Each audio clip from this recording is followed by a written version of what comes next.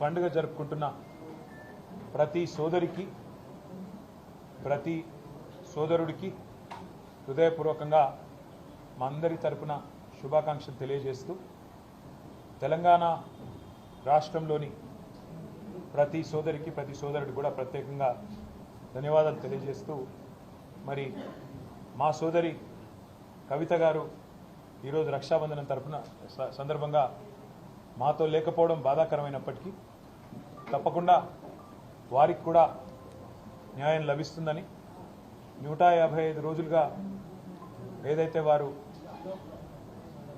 వేదన అనుభవిస్తూ ఉన్నారో తప్పకుండా అత్యున్నత న్యాయస్థానంలో న్యాయం లభిస్తుందని చెప్పి కూడా మనస్ఫూర్తిగా ఆశిస్తూ మరొకసారి ప్రతి సోదరుడికి ప్రతి సోదరికి కూడా హృదయపూర్వకంగా శుభాకాంక్షలు అభినందనలు. हर खबर पर नजर रखने के लिए हमारे चैनल को लाइक, शेयर, सब्सक्राइब और फॉलो जरूर कीजिए। Crime control news, Hyderabad.